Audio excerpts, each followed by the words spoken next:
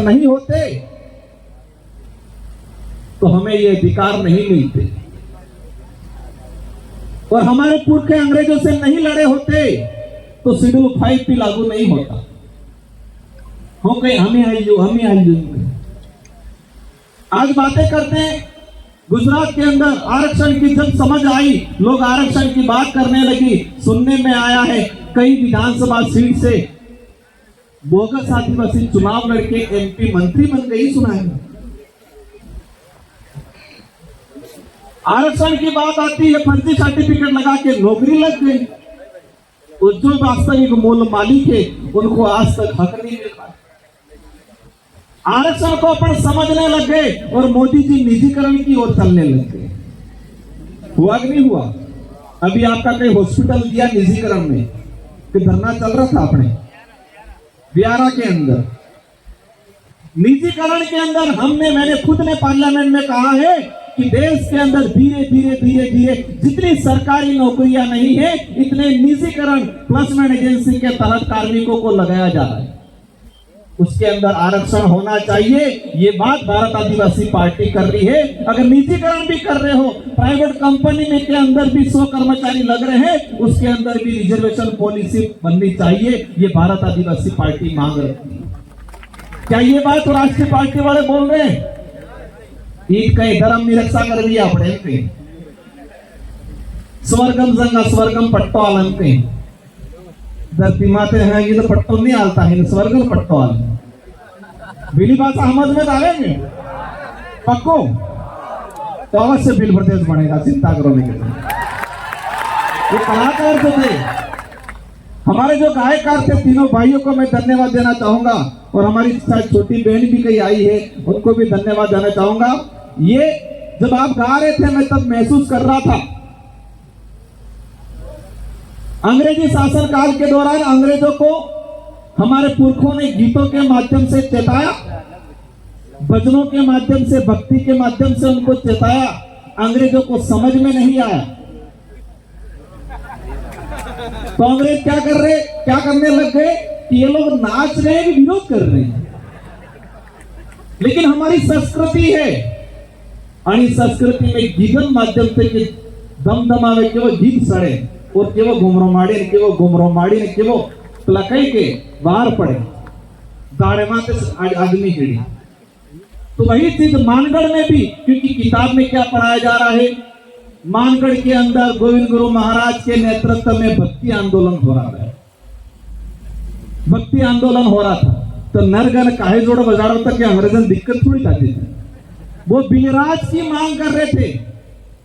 और ये बात अपन सबको मानना पड़ेगा कि गोविंद गुरु महाराज को जब मानगढ़ से गिरफ्तार करके गुजरात में अपने ये कौन सी कोर्ट में पेश किया, अंग्रेजी शासन व्यवस्था में भी कोर्ट चलता था, तो जो सिपाही गोविंद गुरु महाराज को कोर्ट में पेश करने के लिए लेके गए तो उन सिपाही जज ने पूछा क्या जुल्म किया है उसने। उन सिपाहियों ने कहा ये राज विरोधी काम कर रहा है। तो क्या राज विरोधी काम कर रहा है? तो अलग बिलराज की मांग कर रहा है। ये उस समय जजमेंट में लिखा हुआ है।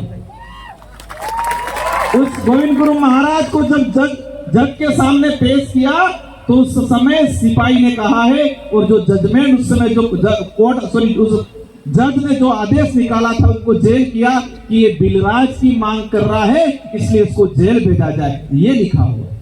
1500 आदिवासी मर गए, देश आजाद हुआ। आजाद होने के बाद इन बिलों को 3 राज्यों में बांट दिया, गुजरात में बांट दिया, मध्य प्रदेश में बांट दिया और महाराष्ट्र में बांट दिया, राजस्थान में बांट दिया, 4 राज्यों में बांट दिया। और आज जब बिल प्रदेश की बात करते हैं, ये अपनी मांग नहीं है, राजकुमार अकेले की मांग नहीं है, भारत आदिवासी पार्टी के अकेले की मांग नहीं है, न कांति भाई या न हमारे विधायक अकेले की मांग है। ये तो गोविंद गुरु महाराज का सपना था, ये तो हमारे पुरखों का सपना था। इस सपने को पूरा करना चाह रहे, और जो बिल प्रदेश का विरोध करता है समझ लो वो आदिवासी कोण का विरोधी है, समझ लो वो गोविंद गुरु महाराज का विरोधी। मानगढ़ में जाइए, कहीं आदिवासियों को वोट चाहिए तो मानगढ़ कार्यक्रम करो पड़ेंगे। नेता नेता जाएंगे जाए, मोदी जी जाए, राहुल जी जाएंगे जाए। तो मानगढ़ का इतिहास को आप पाठ्यक्रम में पढ़ाएं। हमारे 5वीं 6वीं में पढ़ने वाला बच्चा गुजरात के अंदर जो जा रहा है उसको मानगढ़ का पूरा इतिहास पढ़ाओ पहले, सबसे पहले पाठ्यक्रम में। साथियों, समय काफी हो रहा है, हमारे 1-2 वक्ता और भी है, आपको सुनना है, लेकिन ये बात ठान लेना, जब हमने राजस्थान में शुरुआत किया था लोग कहते थे क्या होगा क्या होगा, परिवर्तन आया, कई उपलब्धियां है, मैं गिनाना चाहूंगा तो आधा घंटा और लग जाएगा, लेकिन एक आपको एक सैंपल के तौर पे, क्योंकि कुछ लोग कहते हैं कि क्षेत्र पार्टी नानी पार्टी वाला हो करें। विश्व आदिवासी दिवस 1994 में यूएन ने घोषित किया था, संयुक्त राष्ट्र संघ। तारीख की बताओ, 1994 में वो पैदा था जो तारे 1.5 साल में सोचो, 1.5 साल में 1.5 साल में 1994 में विश्व आदिवासी दिवस घोषित हुआ था। लेकिन इन सरकारों ने, भले कांग्रेस की हो बीजेपी की हो, विश्व आदिवासी दिवस घोषित था, लेकिन किसी भी पार्टी ने विश्व आदिवासी दिवस न मनाया, न ही राजकीय या शैक्षिक अवकाश किया। 84 और सागवाड़ा की जनता ने 2018 में 2 विधायक बनाए, एक मेरे को और एक हमारे सीनियर साथी थे राम प्रसाद जी, दोनों को विधायक बनाए। और हमने मांग रखी कि विश्व आदिवासी दिवस का राजकीय अवकाश होना चाहिए। गहलोत जी मुख्यमंत्री थे, हमने मजबूती से मांग रखी और पूरे देश के अंदर सबसे पहले विश्व आदिवासी दिवस का राजकीय अवकाश घोषित हुआ, वो राजस्थान में हुआ। ये उपलब्धि है। 1994 में जो विश्व आदिवासी दिवस ये उन्होंने संयुक्त राष्ट्र संघ ने जो घोषणा की थी, जब 1995 के अंदर से भारत के अंदर मनाना चाहिए था इन पार्टियों वालों को। हर जयंती मनाते नहीं मनाते, हर समाज हर धर्म का त्योहार मनाते, लेकिन आदिवासियों का विश्व आदिवासी दिवस इन पार्टी वालों ने क्यों नहीं मनाया?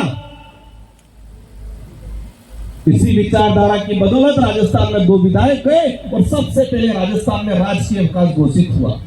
गुजरात में है कि नहीं है? कब हुआ पता है आपको? 2021 में शायद। राजस्थान में होने के बाद या गुजरात वाला खबर पड़ी क्यों हारो बाजी जवानो है, पर एम रोकते नहीं रोका गया, हारो बाजेगा ही। क्षेत्रीय पार्टियों की बदौलत देश के अंदर आजादी के बाद से आज तक देश के जो कानून बने हैं, अच्छे कानून, गरीब के लिए, पीड़ित के लिए, आदिवासी दलित के लिए हित में जितने जो कानून बने हैं वो क्षेत्रीय पार्टियों की बदौलत बने हैं। तमिक होगा केंद्रकारी क्षेत्र पार्टी की वाला सरकार है। एक सबसे बड़ी योजना है, जब जनता इन नेताओं को भीड़ की जरूरत पड़ती है तो कौन सी योजना वाले को याद करते हैं? नरेगा वाले को। करते हैं नहीं करते? सरपंचों को, सचिवों को कह देते हैं कि नरेगा की लेबर ले आओ, लेकिन नरेगा योजना भी क्षेत्रीय पार्टी वालों की बदौलत आई है 2005 में। कांग्रेस वाला कहीं दल कहीं हो गए, कांग्रेस ही आई इस नरेगा योजना में। यूपीए की सरकार थी, 18 से 20 पार्टियों ने मिलके यूपीए की सरकार बनाई थी। मनमोहन जी प्रधानमंत्री थे और क्षेत्रीय पार्टियों ने सोनिया गांधी जी के पास डिमांड रखी कि यूपीए की सरकार को हम मदद करेंगे, लेकिन देश के अंदर रोजगार गारंटी कानून आना चाहिए। ये क्षेत्रीय पार्टी और सोशल एक्टिविस्ट जो लोग थे, इन्होंने डिमांड रखी। दूसरी डिमांड रखी कि देश के अंदर सूचना का अधिकार अधिनियम कानून आना चाहिए। एक गरीब आदमी भी चाहे कि कलेक्टर कटला वजह, अगर कटला वजह जाए 1 महीना में कटला काम की जानकारी गरीब आदमी भी लेना चाहे तो ले सके, ये कानून आना चाहिए। उस कानून का नाम रखा सूचना का अधिकार अधिनियम।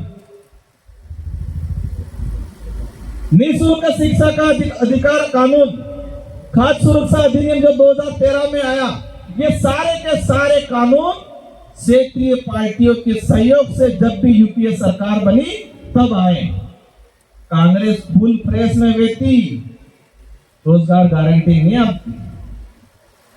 कांग्रेस फुल प्रेस में अगर सरकार में होती, रोजगार गारंटी नहीं आती है, सच्चाई है। मोदी जी तो बंद कर दूं ही कह रहे थे, पर पता नहीं सलाहकारों ने सलाह दे दी कि आप देश में जब भ्रमण करने जाओगे तो सभा में नरेगा के ही लोग आएंगे, इसलिए उन्होंने बंद नहीं किया। लेकिन इसको अपंग करने का काम जरूर कर रहे हैं, इनके बजट में कटौती करने का काम हो रहा। आज ठान के जाना है, ये पार्टी एक क्रांति के रूप में, एक मिशन के रूप में चल रही है और इस पार्टी के अंदर जनता तय करेगी नेता कौन बनेगा। मैं भी विधायक बना, 2 बार सांसद बना, मैंने तय नहीं किया कि मैं बनूंगा, क्षेत्र की कार्यकर्ताओं ने तय किया राजकुमार बनेगा। यहां पर भी गुजरात के अंदर भी वही हमारा प्रत्याशी होगा, उस क्षेत्र की निर्वाचित जनता कहेगी वही बनेगा। जनता सर्वोपरि है, सिलेक्शन प्रणाली वो लागू होगी। इस बात को मैं थोड़ा एक्सप्लेन करना चाहूंगा। देश आजाद हुआ उस समय कुछ लोग चाहते थे